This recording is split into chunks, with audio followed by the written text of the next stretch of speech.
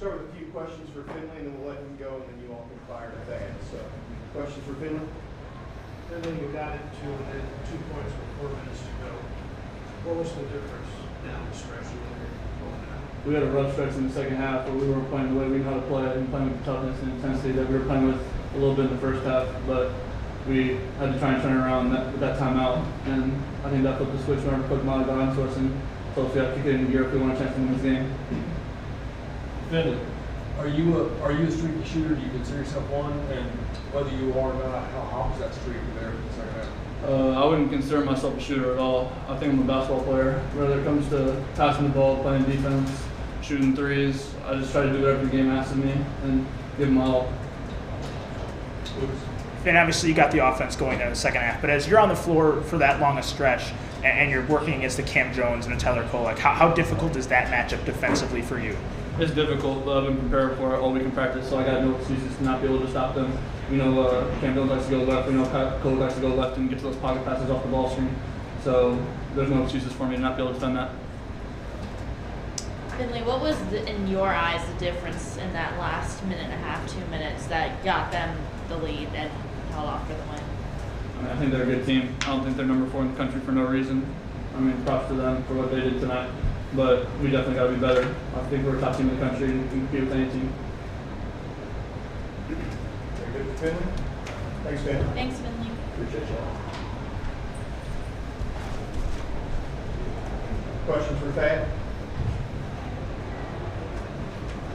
Coach, obviously in a losing effort tonight, but you kind of saw Finley go off there down the stretch offensively. How much over the last few weeks have you seen him, obviously you've seen him for the last year, but these last 2 weeks in particular, have you seen him kind of grow up in front of you? You know, he has grown up, but you know, it's funny because Finn practices like that. I mean, he has moments in practice where he gets going, and fortunately tonight he got on a roll, and you know, I thought he did a great job at taking what the defense gave him, and his reads were really good, and you know, like I said, we needed him to play well. He got hot, and we were riding him, and yeah, I'm happy for him. I thought he really played well. Coach, you had a chance to upset them the second time this season. Knowing that you're coming off the court with a loss, what's the message to the team moving forward after this one? Well, I think, you know, simple. We've got to learn from this game. We weren't very good in the first half. I mean, 9 turnovers. We were sloppy, and I think that was the difference. You know, we had one of those nights where we couldn't make shots, and I thought we had some really good looks at the basket. They wouldn't go in, but we've got another quick turnaround. We got another Big East team on Saturday at noon, and you know, we've got to continue to find ways to get better. And I'm challenging these guys. It's February. I don't care. You know, you can't slow down. You got to keep coming in every day, going to work and getting better, and that's what we got to do. Yeah, from an opponent's standpoint, what's the best thing Marquette does? 2 pros don't hurt. You know, I mean, those guys are so good, and you know, they're so seasoned. They play so well off of each other, and you know, probably underrated with their defense. I don't hear a lot of people talk about their defense, but their defense is really good. They're hard to score against. But you know, they got guys that can make plays. They got guys that can hit. You know, the one guy banks the shot in, the 3 in, and it's like, you know, one of those nights for us. But they're extremely good basketball team. Second straight game now, some early struggles with turnovers. And then once you got into the second half, how much does Marquette's kind of constant pressure getting up in you from deep affect your ability to kind of get back into your offensive flow then? Yeah, you know, we had some possessions. We were just stagnant, and you know, I thought, you know, we really tied our offense to our defense there when they made that run on us in the second half. And you know, you can't do that in this league. Things don't go well on offense. You got to get back, and you got to defend your tail off every single time. And you know, we've got to do a better job. We've been terrific all year. I think 10 turnovers a game, and we got 9 at halftime. I think we had the same thing up there.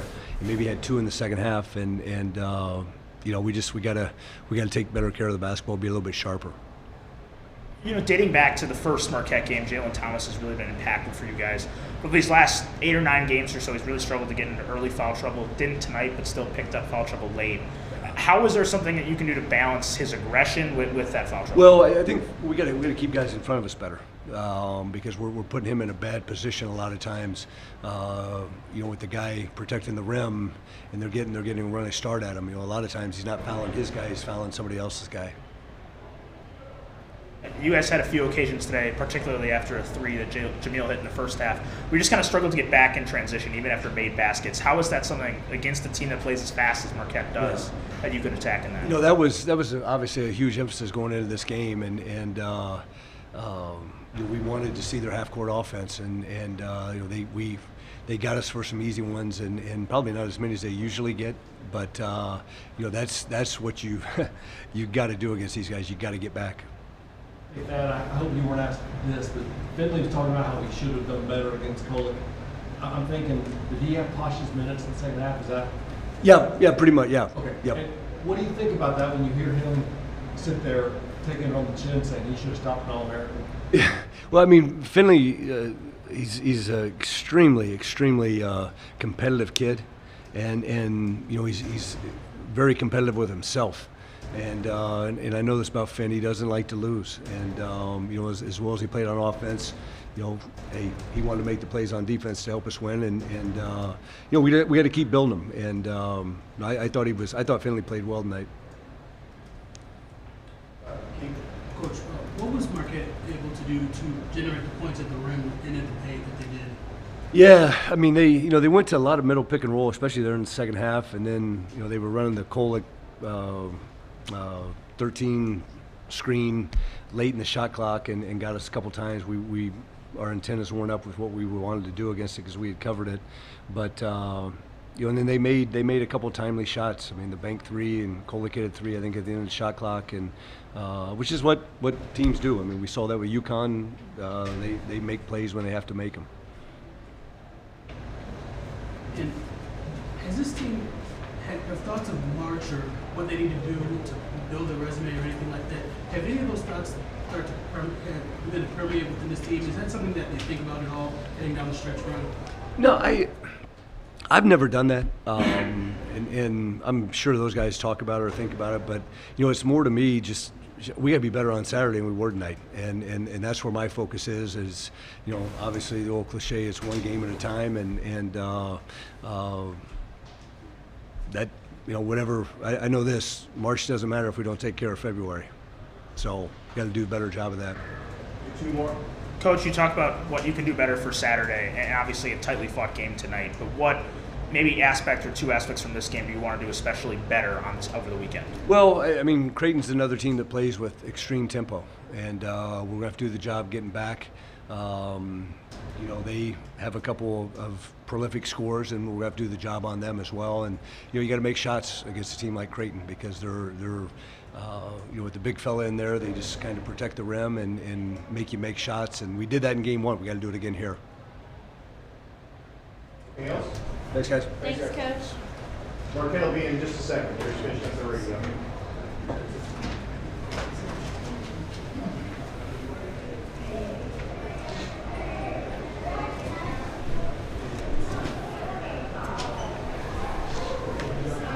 What's going on, you all right? Yeah, how are you? Good.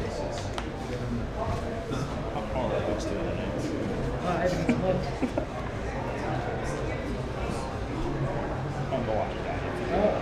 Yeah. No. Round 14.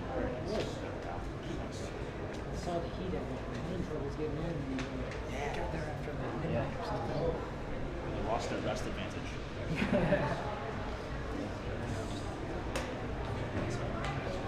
Yeah, I'll be fine. I don't have to play that again.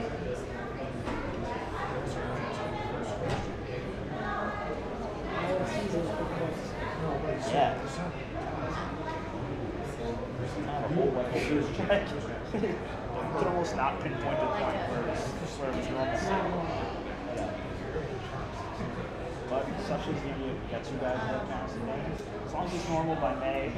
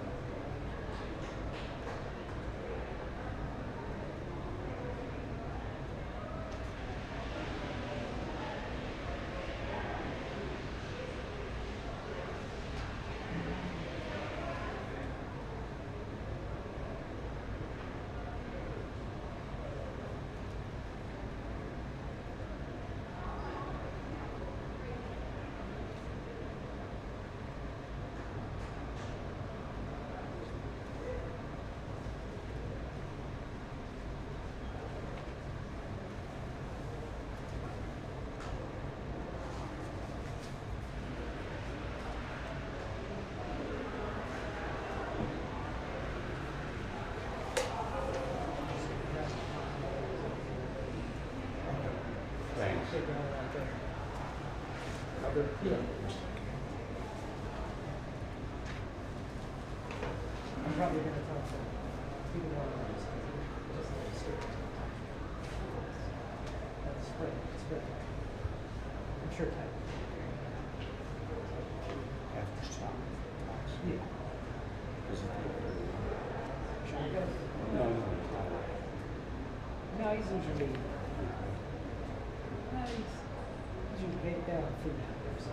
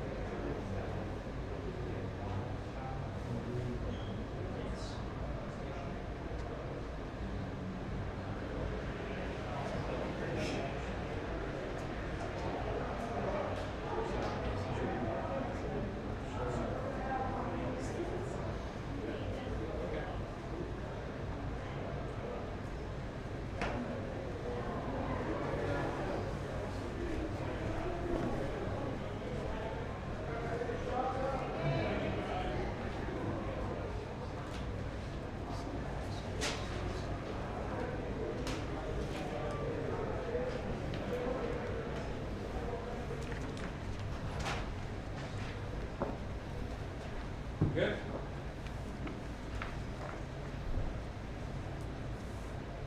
That was a heck of a challenging game. Give Butler a lot of credit for the way they fought and battled. We knew that this was going to be a hard place to come in and win. Butler just out-toughed us at our place and came and took the game. Our guys have done a really good job of being motivated and connected around wanting to come back here and get one. I thought that Cam Jones had really, really good energy. I thought that was huge for us. He had foul trouble the whole game. He didn't let it affect him. His spirit and his energy was terrific. And I told him after, I said, then the basketball gods let you make that three, bank that three in when your energy's in the right place. Tyler and Oso were phenomenal. Ben, during that stretch where we extended the lead, I thought gave us a really big lift. Stevie was huge on defense. I thought David Joplin on defense was a big, big key. He was very motivated. He spent a lot of time on Telford, a lot of time on Brooks. Those guys are good players. They got their share, but they didn't go nuts, which allowed us to win the game. Bizjack, heck of a game from him. He has a poise and a competitive maturity about him that is rare for a freshman. Sure. Tyler's always locked in, but these last couple of games, have you seen him just reach another level now that it's February and all your goals are right there ahead of you? Well, I think he's motivated. He's always motivated, but even more so to be his best, because when you get to this time of year, it's your senior year, you know that it's go time.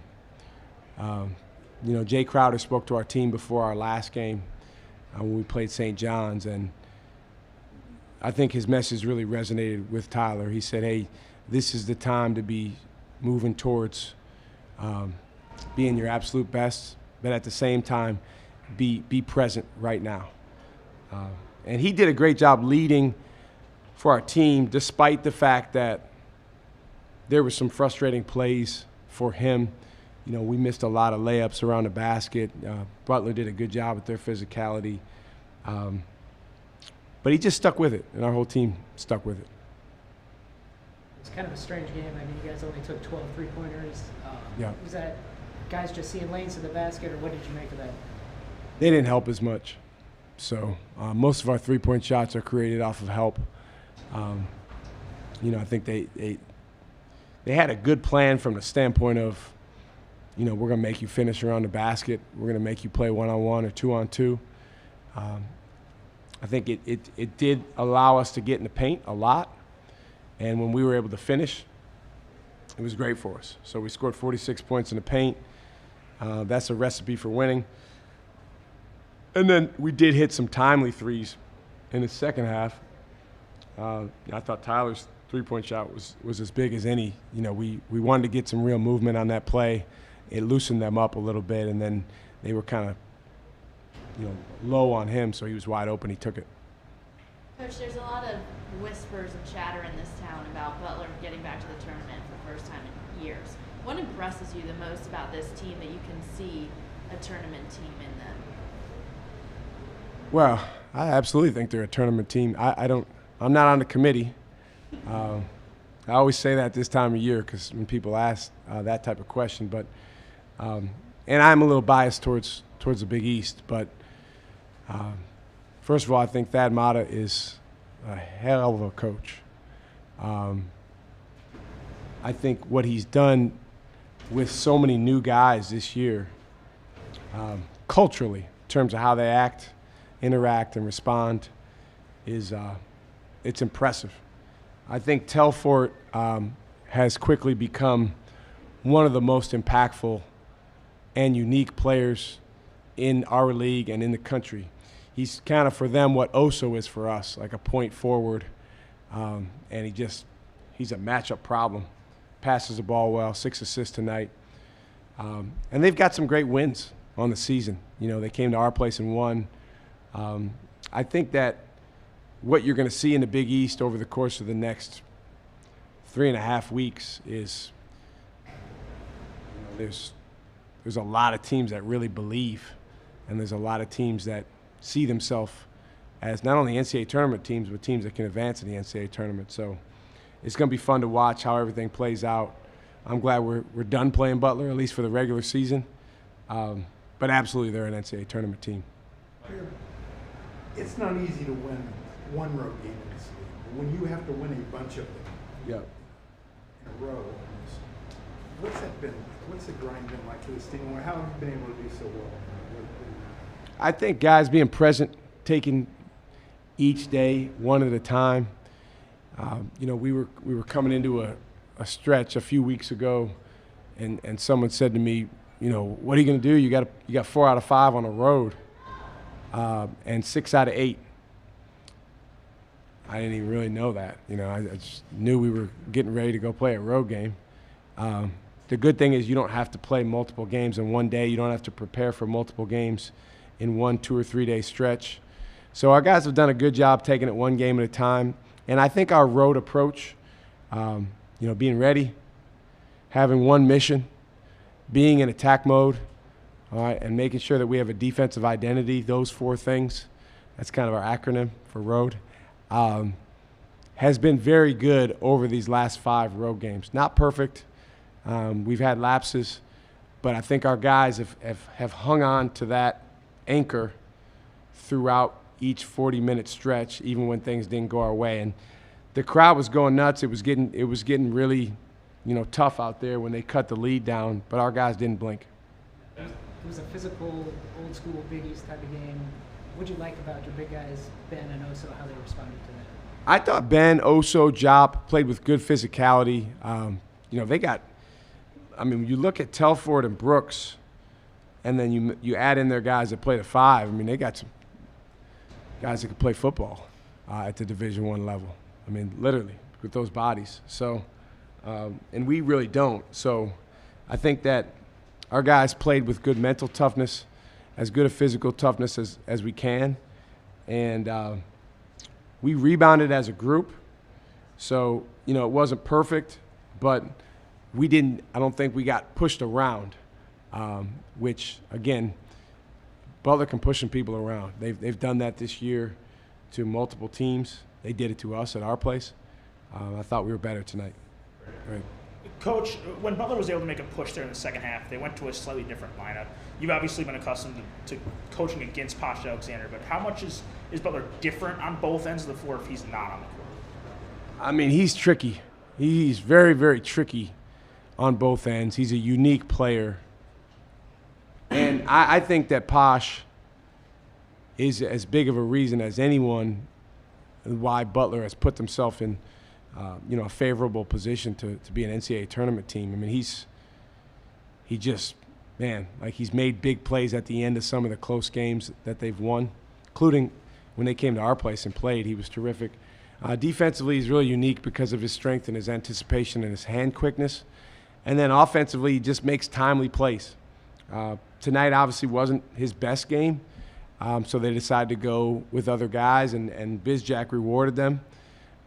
They've got a nice stable of guards, and they've got a lot of guys that can hurt you in different ways. Davis, I thought our guys did a nice job trying to keep him from getting too many good looks because, you know, he's a real problem. You know, what he did in that Villanova game here, he's capable of that on a night-in, night-out basis. So I think they've got a good group of guards, but Posh is very, very unique in what he does. And like I said, that's the best way I can describe him. He's a tricky guy. If you let your guard down at all, he makes you pay.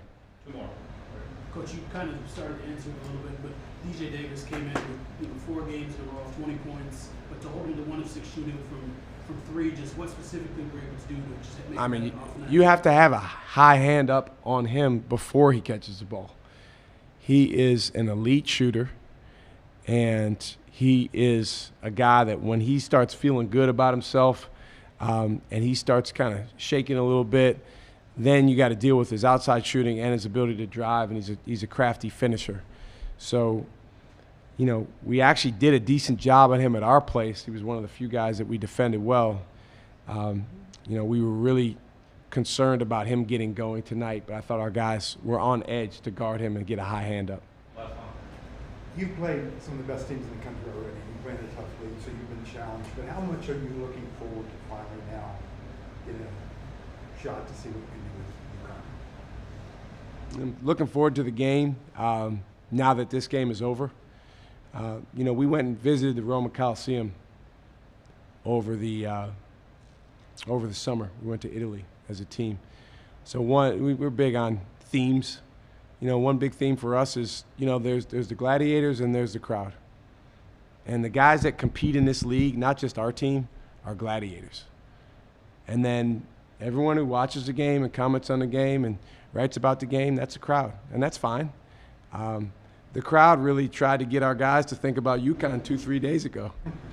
And our guys did a great job of not going for that. Now that this game's over, we can turn our attention. They have a phenomenal team. Our guys that have been around, you know, have a familiarity with them. Their guys that have been around have a familiarity with us. I think it's great for the Big East that there'll be a ton of attention put on that game. The last 2 years, we've gone up there, and you know, we've allowed the game to get away from us a little bit, which is understandable for a lot of teams going up there. But if you want to win, you got to stay attached, and it's going to be a fun challenge. Thank you. Thanks, Coach. Thanks.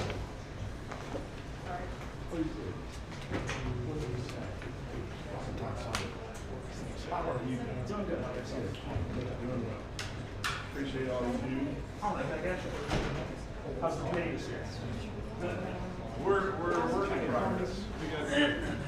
We were able to have a class 2 times a week, so I have about 25. So I have about 10 that are really active participating. I would rather not I've got 2. so I can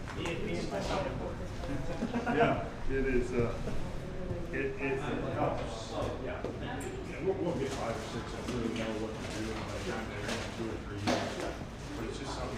Hey, look at this. Hey, look at this. You're supposed to do that. No, I was. Yeah, but I had class. On Friday. Oh man, he has someone there. Keep up the good work.